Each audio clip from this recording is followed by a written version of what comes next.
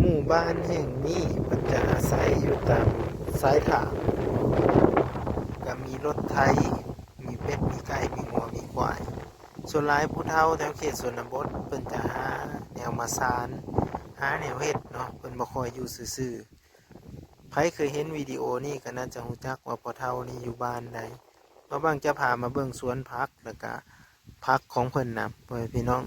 มื้อนี้บรรยากาศอยู่เขตชนบทก็สิแตกต่างจากในตัวเมืองหลายพ่อแม่พี่น้องการหาอยู่หากินของเขาเจ้าก็จะแตกต่างไปเนาะบ่ว่าจะเป็นเหล้าเข้าก็ยังแบบเหล้าเข้าแบบดั้งเดิมอยู่การหาอยู่หากินนี่ก็หากบหาเขียดหากับปูอ้อห้วยน้องของบึงก็มันแห้งมันแล้งมาแล้วในตกฤดูเดือน1เดือน2นี่ทุกคน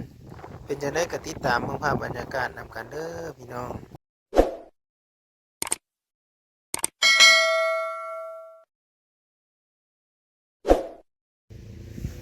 สบายดีสวัสดีพ่อแม่พี่น้อง FC เบิร์ดทุกคนเมื่อนี้ว่างๆสีพามาเบิ่งหมู่บ้านในเขตชนบทก็คือบ้านหลังขานี้เนาะเพิ่นมีหยังแน่เนาะน้ำใสเพิ่นมีบ่เนาะหัวสวนเพิ่นมีบ่เล่าเข้าเพิ่นมีบ่ว่างๆอยากให้เห็นว่าบ้านนอกคอกนาเฮาชนบทนี่เพิ่นหาอยู่หากินแบบใดเพื่อให้ชีวิตอยู่รอดในแต่ละวันเนาะ เอาชีวิตแบบใดให้มันอยู่รอดนะว่าสันซามาบ้างก็เลยอยากพา FC นี่มาเบิ้งนำการพ่อพี่น้องว่ามียังแน่เนาะแล้วก็ถามผู้เฒ่าผู้แก่ไปน้ำพ่อพี่น้องเนาะไปมาเบิ้งนำการหมู่บ้านแห่งนี้จะเป็นเส้นทางผ่านเด้อพ่อพี่น้องผ่านไปสู่ในเมืองรถรางกับสีผ่านไปผ่านมาเนาะคือเราได้เห็นในวิดีโอนี้เลยเรือนหลังนี้เพิ่นก็มีหัวสวนพ่อพี่น้องนี่อันนี้คือหัวสวนขัวเพิ่นหัวสวนขัวเพิ่นนี่กาเพิ่นเฮ็ดคักนะที่แห่งทุกคนว่าบางก็เลยอยากพา FC มาเบิ่งเนาะนี่เพิ่นใช้น้ำมาจากไซบางคนอาจจะสนใจเนาะถาม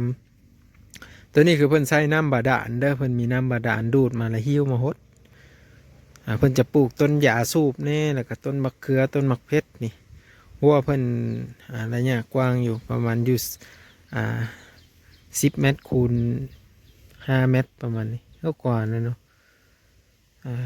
20 เมตรคูณ10 เมตรประมาณนี้เนาะประมาณที่ซื้อนะทุกคนก็สิมีหัวแน่ทุกคนเห็นบ่ต้นหมากไม้เพิ่นนี่ก็ปลูกได้หลายฟ้าหลายปีเลยเห็นบ่ไผที่ติดตามมาว่างมาตลอดจะหูจักเนาะว่าเฮือนหลังนี้เป็นเฮือนของไผบัดนี้มาว่างสีพาย่างมาเบิ้งเนาะตัวนี้จะเป็นเหล้าเข้าเพิ่นเหล้าเข้าเพิ่นนี่กับปีนี้เพิ่นได้อยู่ประมาณ80 ปลายสอบเพิ่นประมาณนี้นะทุกคนเนาะพอเต็มก็ยังน้อยหนึ่งพอแหละเพิ่นก็สิเอาขี้ตมขี้ยังมาโอบไว้ก่อนเพิ่นสิเอาเข้าขึ้นนะค่อยก็ได้ยินแต่เพิ่นเว้าแต่บ่เคยเฮ็ดแต่เพิ่นจักเทื่อตัวนี้คือเพิ่นจะเหยียบใส่เผืองเนาะเหยียบขี้ตมใส่เผืองขี้ขวายเนี่ยเห็นเนาะเหล้าเข้าจะเป็นแบบนี้ทุกคนอันนี้เหือนสารเพิ่นนี่หัวสวนขัวเพิ่นก็สิปลูกเครื่องปลูกของฟังนี่หลายพ่อพี่น้องมันเป็นแต่ละครอบครัวเด้อบางครอบครัวเพิ่นก็บ่ได้ปลูกเนาะก็อิงใส่ความขี้คร้านบ่หรือว่าหยังก็บ่จักเด้อตัวนี้นี่จะเป็นเหล้าเข้าเนาะเหล้าเข้าแบบเก้าบูหารเนาะบางทีเขาก็จะเฮ็ดหลังใหญ่ๆคือว่าบางพาไปแถวอันตังหวายเนาะจะเห็นเหล้าเข้าที่ว่าขนาดใหญ่แล้วก็ใส่ไม้แป้นมาต่อเป็นฟ้าตัวนี้เพิ่นจะใส่เป็นขี้งัวเนาะบ่ได้ใส่เป็นไม้แป้นทุกคนตีโถเพิ่นปลูกอย่างอันนี้ปลูกผักบัวทุกคนนี่หอมบัวเบมักพิษเนาะเบมักคิดเบมักเพชรหอมบัวก็ออกดอกแล้ว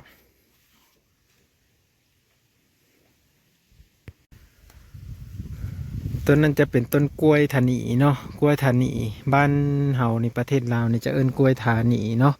แต่ว่าเพิ่นปลูกนี่ป้าตีโถเป็นหน่อซี่ขะยะอยู่หลายบ่ให้พี่น้องแต่ว่าบ่เห็นเป็นมากเนาะเพิ่นปลูก3 ต้นนี่กับเพิ่งเนี่ยเป็นคุ้มเป็นนะเพิ่นเสียหญ้าแล้วเพิ่นเอาหญ้าไปใส่เนาะมันก็สิขึ้นหลายทุกคนสะอ่อนเด้เนาะงามคักกะลีไปก็สิมีผู้เฒ่าผู้แก่เพิ่นอยู่ตามเมืองตามศาล ทางแถวบ้านมาว่างนี่จะใส่น้ำบาดาลเป็นบางครอบครัวนะบางครอบครัวบ่มีเงินก็ได้ไปตักอายุห้วยอยู่ห้อง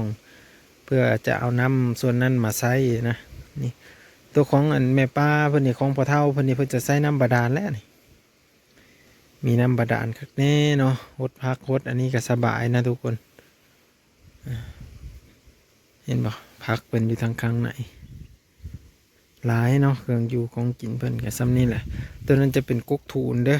กกทูนจะคล้ายแบบใบหัวยังหัวเผือกหัวอันนั้นตัวนี้จะใส่เป็นน้ำบาดาลเนาะใส่บาดาลแบบใส่ได้ทันสมัยเลยเนาะบ่ได้ใส่แบบสูบคือแต่เก่าแล้วทุกคนนี่เป็นจะได้น้ำก็ใสดีอยู่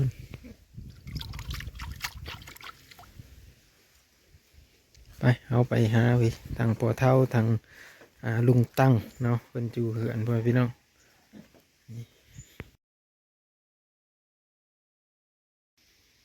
ตัวนี้เป็นจะใส่เป็นโต่งน้ำจากอันสาขาลงมาใส่หางลิ้นนี้เพื่อจะให้อันได้น้ำกินเนาะตัวนี้เพื่อจะโต่งไว้เป็นน้ำกินได้ทุกคน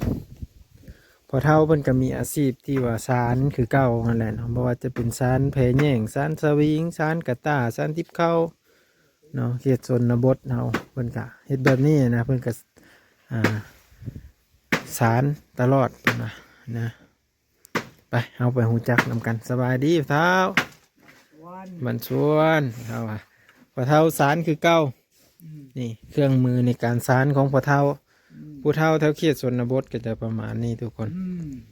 เป็นบางครอบครัวนะที่เราเห็นผู้เฒ่าสารนี่บางครอบครัวเพิ่นก็บ่ได้สารบ่ได้หยังเนาะแต่ว่าพอเฒ่าเพิ่นนี่บ่ได้อยู่ซื่อๆได้นี่เพิ่นดูเฮ็ดหันเฮ็ดนี่เนาะโอ้เบิ่งแน่ผู้ติบข้าวเพิ่นผู้เต็มคล้ายๆกับมีพอเฒ่าผู้หนึ่งบ้านน้อยในทุกคนเพิ่นสารติบข้าวคือกันกับเพิ่นก็ฮู้จักกันกับพอเฒ่านั่นนี่คือกันเนาะพอเฒ่าเนี่ยอายุปีนี้จักปีแล้วพอเฒ่าจักปีแล้วปีนี้ฮอดแล้วบ่เลขเก่ายังไม่ทันลงทันลืมแต่ว่าเขาเว้าหน้าลอยบ่ได้สิใจนั่นลอยนะ ฮะฮอดว่าลอย ฮอดได้ เนาะแต่เฮิงแหละตั้งแต่เฮามาถ่ายตอนทำอิฐพุ่น80แต่เข้าญี่ปุ่นแต่ข่าวญี่ปุ่นอืม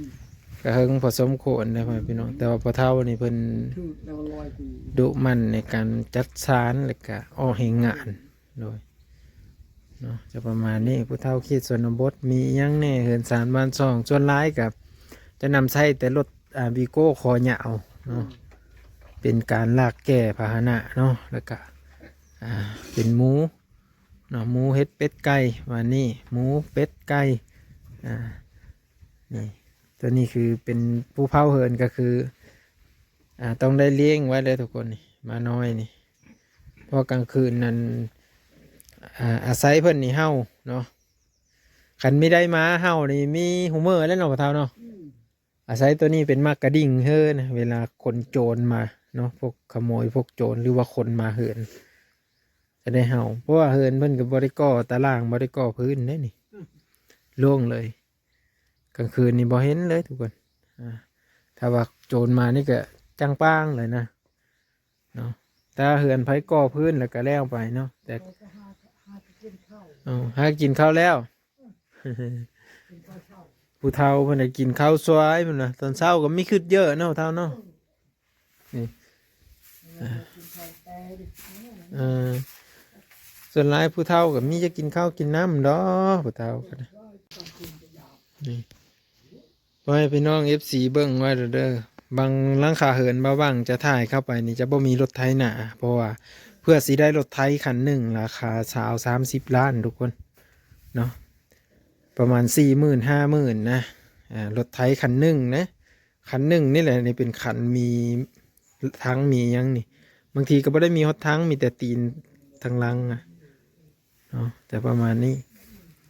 อันนี้จะเป็นบางครอบครัวเพิ่นก็มีเนาะบางครอบครัวก็จะใช้รถเก่ารถนี้ไปเนาะแต่ว่าห้องเฮือนปะเท่านี่ก็เขาใช้สมควรอยู่หลายปีแล้วนะก่อนห้องอันอยู่เฮือนมาบางอีกหลายปีมันก็ใช้ความทนนี่โอ้สุดยอดเลยทุกคน แต่ว่าเขาน่าจะเป็นจักรของไถบ่หรือว่าจักรอีหยังตัวนี้ก็บ่มั่นใจเนาะแต่ว่าก็สิเป็นของอสัวคือกันนั่นแหละทุกคนนี่ก็เพิ่นใช้มาดนสมควรอยู่ตัวนี้ก็ได้เป็นรถไถเนาะหางอ่าสร้างเพชรเนาะตาสร้างบาง FC เพิ่นก็จะจำแนกว่าให้จำแนกบนนี้เด้อว่ามันมีโลโก้มันจะติดอยู่บนนี้เนาะของอันอ่าของแท้นะของแท้ของไทยนะสิทุกคนเนาะแต่ว่าตัวนี้บ่มีเนาะก็คือแบบเดียวกันกับตัวอยู่เหือนนั่นแหละเนาะนี่พอเท่าเพิ่นมักซานนี่เห็นบ่พวกตอกบ่หลายอย่างเลยทุกคนมากระบกเนี่ยเพิ่นเก็บไว้เลยเนาะเก็บไว้นี่เพิ่นจะซานกับบุงกาตาติบข้าวติบน้ำคือเหินของอันพอเท่าเนาะนี่เห็นบ่น้ำบาดาลในบางอันมันก็จะนั่นทุกคนแบบว่าเพิ่นทอดเอามาเฮ็ดใหม่นะเพิ่นก็จะดึงตัวนี้ขึ้นมาตัวนี้มันก็จะใช้บ่ได้เอาไปใช้ประโยชน์แนวอื่นนะเห็นบ่ท่อน้ำส่วนร้ายจะแบบนี้เนาะแถวเขตชนบทนี่ก็คือจะใช้ท่อน้ำเนาะแต่เก้าเนี่ยเพิ่นก็จะสูบลุกขึ้นสูบงับเอาแหละแต่ว่าเดี๋ยวนี้ก็ทันสมัยละสะดวกสบายขึ้นหลายบ้านเฮาก็ได้ที่ชนบทเนาะโอ้ตัวนี้จะเป็นอันตำเข้าคกทุกคนเห็นหัวคกแต่ว่าน้อยเนาะบ่ได้ใหญ่นะทุกคนกระบุงกระตาติบข้าวติบน้ำโอ้หลายอย่างเรียกว่าว่างจะพาไปเบิ่งอีกเนาะแต่ละหลังคาเหือนเป็นจังได้แน่นะนี่คลองเลยตัวนี้คลองตัวนี้สานเองเลยว่าเท้าคลองตัวนี้สานเองเห็นบ่มันเสือกับปูเต็มเลยนะทุกคนนี่คือวิถีชีวิตมาหอยโอ้ยมาหอยครับคุณเต็มที่อันนี้ขี้ตกเดินขี้ตกไว้ดังไฟยังอุดมสมบูรณ์อยู่บ้านหายังพอหาอยู่หากินได้ทางลุงตังเพื่อนเฮ็ดเพื่อนได้ทางน่ะต้มบ่ ลุงตังเพื่อนต้มมันก่อนทุกคนของเฮานึ่งหันมันจะเป็นเส้นลุงตังเฮาจะไม่เยอะ เป็นเส้นจะคืออันนี่คือมันอิดนะจะคือมันนะอันนี้ต้มจุ๊บเป็นเส้นเนี่ยพาไปเบิ่งทุกคนเพราะลุงเพื่อนกำลังต้มกินหนึ่งกันเขาต้มเอามานึ่งเหมือนครับต้มเอามานึ่งแล้วก็มันเป็นเส้นมาแล้วนะนี่เขาเอิ้นว่ามันฮึบได้ทุกคนมันใหญ่ๆนะนี่แต่บ่ฮู้ว่าของลุงตังนี่เป็นคือกันบ่เรือนใดๆเนาะอันนี้จะเป็นต้มบ่เป็นต้มหาไม้เด้อนี่ต้มหมันเนาะต้มหมันปลาไปเฮิงมันก็เหี่ยวทุกคนหมันกระบุงกระตาเพิ่นคักเนาะกระบุงอันนี้กระบุงกระจังเนาะ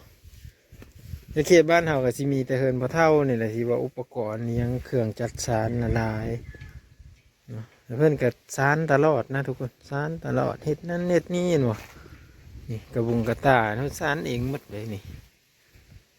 อันนี้ก็เอกลักษณ์เอามากระบกใส่เลยเนาะเอามากระบกใส่แบบบ่ต้องเปื่อยบ่ต้องดอกนี่เห็นบ่กระบุงกระตาเพิ่นหลายอันหลายแนวเลยทุกคนโอ้ปุ่น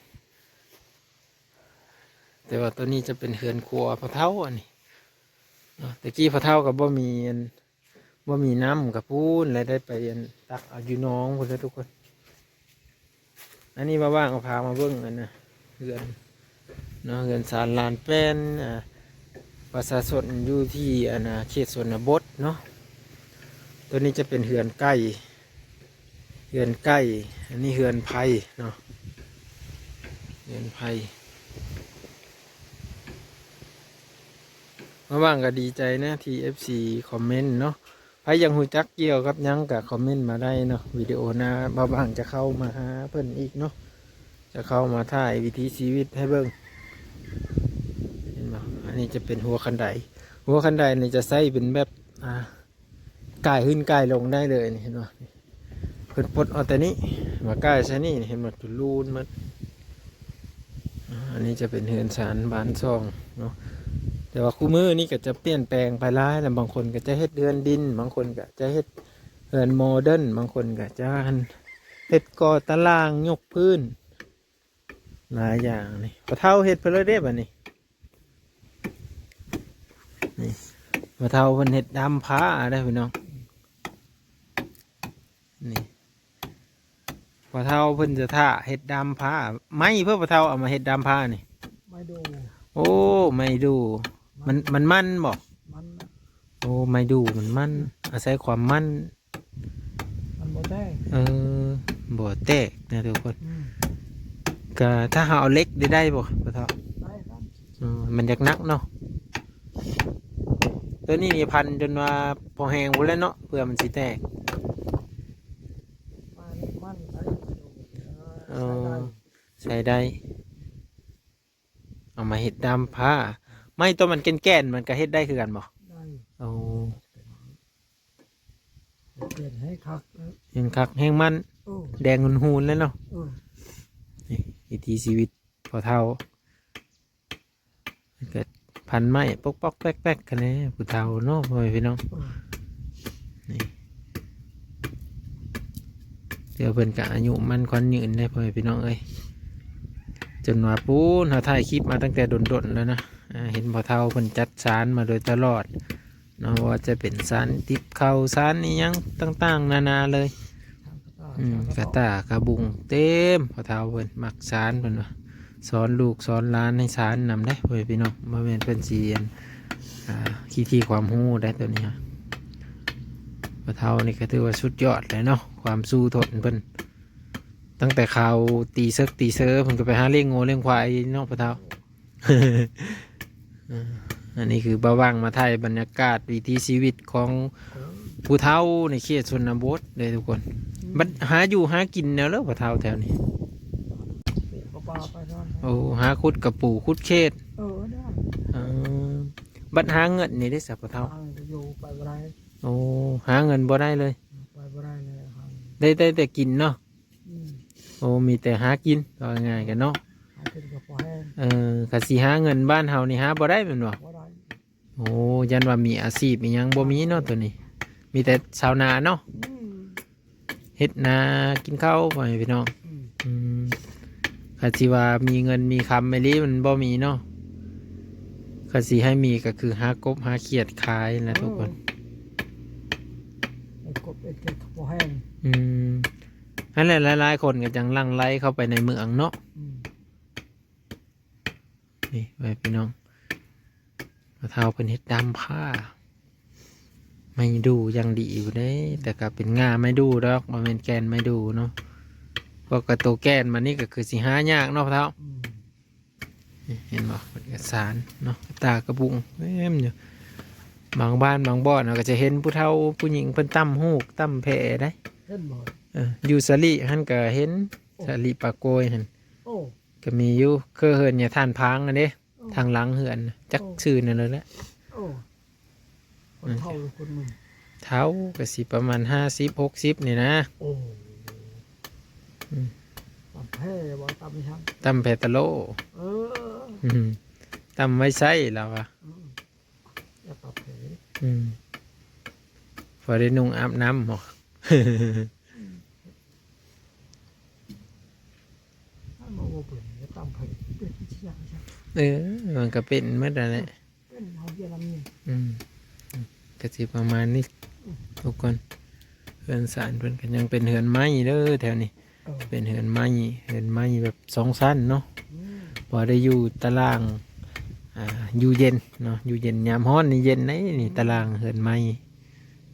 เพอมันมุงมา2 ชั้นเด้กันอยู่ถึงกระห้อนคือว่าแล้วหลังกะสีกระเบิงเนาะยามเย็นนี่ก็หนาว อืม อ้าวประมาณนี้ทุกคนในวิดีโอหน้าจึงบ้าว่างมา ให้เบิ่งไหมเนาะอันนี้คือน้ำกินบ่เท่าเลยน้ำกินตั้งแต่ยามพ้นพวกก็หมดไปแล้วทุกคนได้เจอเพิ่นตักมาใหม่แล้วนี่คือนี่เห็นบ่เพิ่นไปตักเอาอยู่พูนอยู่ลุบปุ่นมื้อหน้าก็สิพาไปเบิ่งเขาตักน้ำอยู่บ่อนใดในน้ำกงน้ำกิน